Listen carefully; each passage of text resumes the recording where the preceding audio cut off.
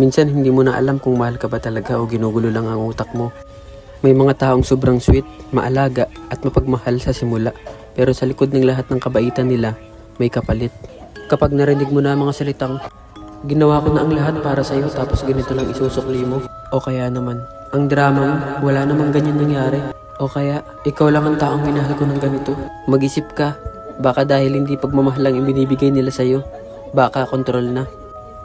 Ito ang klase ng kontrol na hindi halata. Hindi ito sigawan, hindi ito suntukan, hindi ito lantaran. Ito yung kontrol na unti-unting sinisira ang tiwala mo sa sarili mo habang iniisip mong ikaw pa ang may kasalanan. Kaya pag-uusapan natin ang tatlong pinakamapanganib na paraan kung paano ka kinokontrol gamit ang emosyon mo: guilt tripping, gaslighting, at love bombing. At kapag natutunan mong makita ang mga teknik na to, mas mahirap ka nang baliktarin, manipulahin, o gamitin ng kahit sino. Maraming tao ang akala nilang kontrol lang ay kapag sinisigawan ka, pinipilit, o hinihigpitan. Pero sa totoo lang, ang pinakadelikadong klase ng kontrol ay yung hindi mo nararamdaman. Yung tipong iniisip mong ikaw ang may problema, ikaw ang may pagkukulang, at ikaw ang mali. Emotional manipulation ang tawag dito, at tatlong klase ang madalas gamitin: guilt tripping, gaslighting, at love bombing. Sa una, parang concern, parang pagmamahal, pero habang tumatagal, nawawala ang sarili mong boses, sarili mong desisyon, at sarili mong dangal. Sa mga susunod na minuto, iisa-isahin natin ang bawat isa sa mga teknik na to. Paano sila gumagana, paano mo sila makikilala, at ano ang pwede mong gawin para hindi ka mahulog sa bitag ng kontrol. Dahil tandaan mo, hindi mo kailangan maging agresibo para maging malakas. Kailangan mo lang malaman ng totoo para hindi ka magamit ng iba. Number 1. Ang guilt tripping, isa to sa pinakakaraniwang paraan ng emotional manipulation. Sa simpleng salita, ginagawa kang guilty para mapasunod ka. Hindi ka pinipilit gamit ang lakas. Pinipilit ka gamit ang konsensya mo. Maririnig mo ang mga linya tulad ng, "Ginawa ko na ang lahat para sa iyo tapos ganyan ka lang." O kaya naman, "Kung mahal mo talaga ako, bakit hindi mo to gawin?" Sa unang tingin parang may punto sila, pero ang totoo, ginagamit nila ang kabaitan mo laban sa iyo.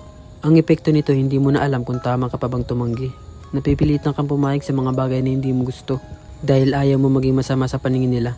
Pero tandaan mo, ang tunay na pagmamahal hindi nagbabase sa guilt. Kapag pinaparamdam sa iyo na may utang ka o na kailangan mong gawin ang isang bagay para lang patunayan ang halaga mo, manipulation na yan. Ang pinaka-epektibong paraan para labanan ng guilt tripping ay malinaw na boundaries. Dapat alam mo kung ano ang okay sa iyo at kung ano ang hindi. At higit sa lahat, huwag kang matakot magsabi ng hindi. Lalo na kung alam mong ginagamit lang ang konsensya mo para makuha ang gusto nila.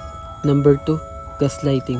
Isa ito sa pinakamapanganib na uri ng manipulation dahil hindi lang emosyon mo ang pinupuntirya, kundi ang utak mo mismo. Sa gaslighting, pinapaniwala ka ng ibang tao na mali ang nararamdaman mo, na guni-guni mo lang ang mga nangyayari, o kaya naman ikaw ang may problema kahit hindi naman totoo. Maririnig mo ang mga linya tulad ng, "Ang OA mo naman, wala akong naririnig, ikaw lang yan." O kaya naman, "Wala namang ganyang nangyayari, baka panaginip mo lang." At dahil paulit-ulit itong sinasabi sa'yo, unti-unti kang nagdududa sa sarili mong memorya, sa sarili mong damdamin, sa sarili mong katinoan.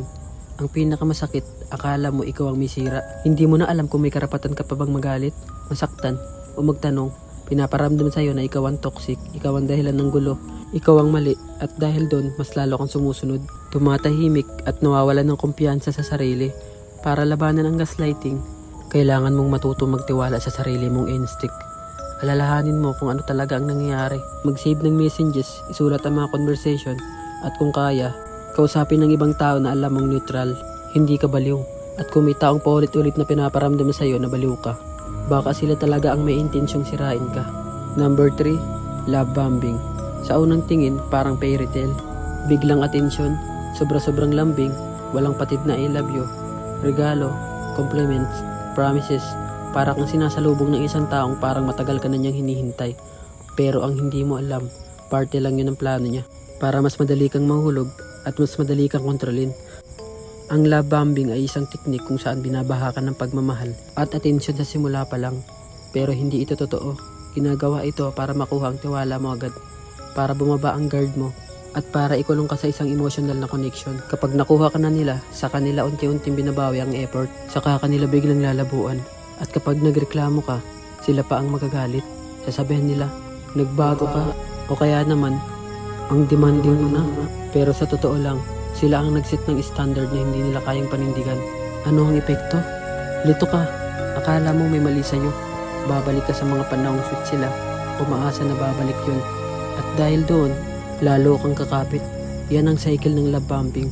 Pabango sa simula, lason sa dulo. Pero para labanan nito, obserbahan mo ang consistency ng tao. Ang pagmamahal na totoo, hindi minamadali. Hindi kailangan ng sobrang drama, sobrang bigay, o sobrang pangako agad. Kung parang masyado kang binubomba ng atensyon. Kahit kakakilala pa lang, maging alisto ka. Baka hindi pagmamahal yan. Baka bitag na yan. 3 teknik na ginagamit para manipulahin ka. Gamit ang sarili mong emosyon. Guilt tripping ang ginagamit para maramdaman mong may utang na loob ka. Kaya napipilit na kang sumunod kahit ayaw mo. Gaslighting naman ang dahan-dahang sumisira sa tiwala mo sa sarili mo. Hanggang sa ikaw na mismo ang nagdududa sa katinuan mo. At love bombing, ang sobrang tamis sa simula na may kapalit na pait sa dulo. 3 silang magkakaiba, pero iisang layunin. Kontrolin ka nang hindi mo namamalayan. Kaya kung may tao na laging pinaparamdam sa iyo na ikaw ang mali, ikaw ang kulang, o ikaw ang problema, mag-isip ka, hindi lahat ng sweet totoo, at hindi lahat ng mabait mabuti. Sa mundong puno ng manipulation, ang pinakaunang hakbang sa pagiging malaya ay ang makitang totoo.